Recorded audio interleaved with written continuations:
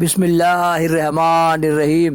اللہم صلی علی سیدنا و مولانا محمد النبی الامی وآلہ وصحبہ بارک وسلم صلاۃ و سلام علیہ۔ میں سید نعیم الدین اور یہ میرا چینل ہے سدا بہار باتیں۔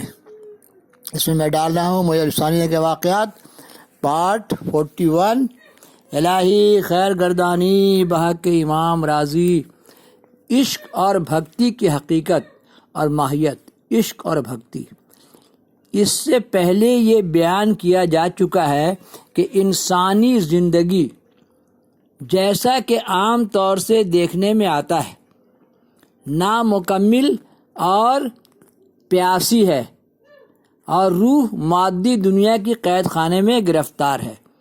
ہر ٹائم بھوک، پیاس، سیکس کا، کھانے کا، یہ زندگی نامرادیوں کا، ناپائیداریوں کی زد میں ہے، اور صرف اپنے آپ میں محدود رہتے ہوئے بذات خود یہ بالکل بے مقصد اور بے معنی انسانی روح اور غیر تصفی بخش صورتحال کا غیر شعوری احساس رکھتے ہوئے ہمیشہ اس حقیقت کے لیے بے قرار رہتی ہے جو مکمل بے عیب اللہ زوال ہو۔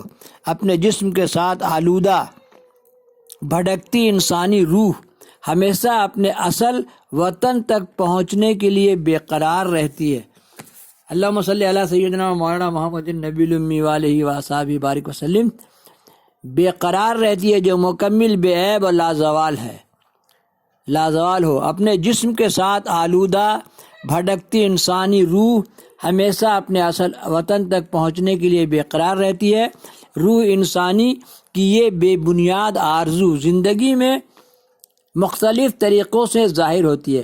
بہت گہرے مطالعے اور جائزے کے بعد یہ بات کہی جا سکتی ہے کہ یہ مختلف آرزویں اور خواہشات، آپ سے بولے کہ اگر دو آدمی مل جائے سونے کی تیسری کی تلاش میں نکل جائے گا، وہ مختلف مقاصد اور امیدیں جو انسان دنیا میں مختلف چیزوں سے وابستہ رکھتا ہے، دراصل وہ سب اسی مکمل اور بے عیب ذات پاک کی طلب ہے جو کہ انسانی روح کا اصل وطن ہے۔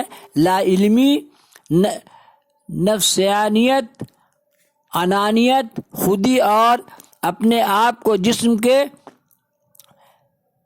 تماشیل سمجھنے کی وجہ سے انسان روح اس عالم رنگ و بو میں اپنا مقصد تلاش کرتی ہے، اور اپنے اصل مقصد کا اور ایک بالکل نہیں کر پاتی، ادراک بالکل نہیں کر پاتی، جس کا انجام برا ہوتا ہے۔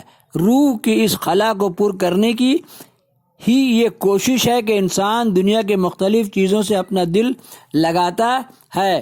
اس لیے ہم لوگ کا جو 5 وقت کا نماز ہے نا، اتنا زبردست چیز ہے کہ آدمی فجر مسجد گیا، پھر آیا کہ دیکھتے ہیں نا بوڑھا لوگ کو آدمی لا کے بوڑھا کا آشرم میں ڈال دیتا ہے، کہیں کہ بوڑھا لوگ جہاں تہاں بھی دیکھتے ہیں نا، غیر قوم کا بوڑھا لوگ جہاں تہاں بیٹھا رہتا ہے، اڈا بازی کرتا ہے۔ ہم لوگ کا ایسا ہے اس عمر میں کہ فجر پڑھ کے آئے، تھوڑا آرام کیا، ناشتہ کیا، تھوڑا آرام کیا، پھر ظہر میں چلے گئے، پھر ظہر سے آئے، کھانا وغیرہ تھوڑا آرام کیا، پھر عصر میں چلے گئے، پھر تھوڑا آرام کیا، پھر مغرب میں چلے گئے، اور اس کے بعد پھر عشاء میں چلے گئے، پھر سو گئے۔ ایک کمپنی ملتا ہے، لوگوں سے بات چیت ہوتی ہے، طرح طرح کی باتیں سننے سنانے۔ سوچیے کہ آپ صلی اللہ علیہ وسلم کے بارے میں ہی کہا گیا کہ آپ دنیاوی زندگی، روحانی زندگی، گھریلو زندگی، سب میں آپ کا مارکس دا 100 میں آتا ہے۔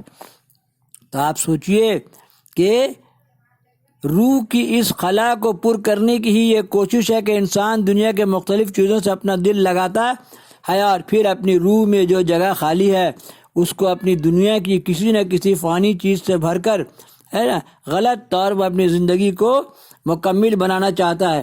اور ہم لوگ کا کیا ہے؟ 5 ٹائم نماز۔ فجر میں گئے، آئے، ناشتہ کیا، تھوڑا آرام کیا، پھر چلے گئے، ظہر میں آئے، آرام کیا، کھانا، پھر عصر میں چلے گئے۔ تب سوچئے بھرپور کامیابی۔ مسجد میں اعتکاف کی نیت کرے، بولتے ہیں رند کے رند رہے ہاتھ سے جنت نہ گئی۔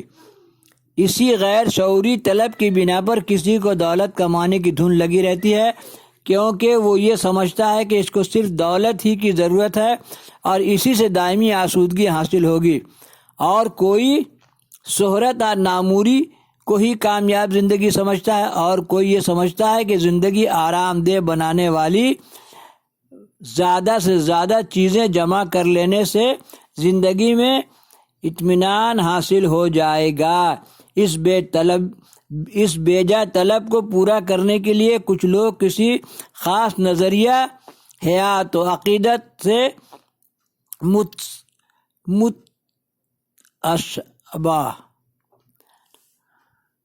طور پر وابستہ ہو جاتے ہیں اور اس کو پورا کرنے میں عمر عزیز کو برباد کر دیتے ہیں، اور کچھ لوگ انسانوں ہی کے بنائے ہوئے کچھ بتوں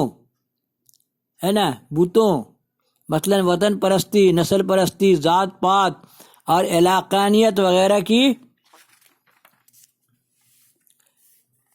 بیجا پرستش میں گم ہو جاتے ہیں نا۔ سچ کہہ دوں اے برہمن گر تو برا نہ مانے، تیرے صنم قدا کے بت ہو گئے پرانے، پتھر کی مورتی میں سمجھائے تو خدا ہے، خاک وطن کا مجھ کو ہر ذرہ دیوتا ہے۔ یہ علامہ اقبال۔ اللہم صلی علی سیدنا مولانا محمد۔ اب ڈال رہے ہیں پارٹ 42 ہے نا، اس میں سے اپنے فائدے کی بات لیجئے کہ آپ کو دل کہاں لگانا ہے، اللہ سے لگانا ہے اور مسجد جانا ہے نا، اور خانقاہ درگاہ میں جانا ہے، پیر بابا لوگ سے ملنا ہے۔ بڑی انٹرسٹنگ باتیں ہوتی ہیں خانقاہوں میں اور درگاہوں میں، اور جو اس سے دور رہا، جہاں تک اڈا بازی کرتا ہے بڑھاپا میں، کسی کو دیکھیے کیسا سکڑ جاتا ہے۔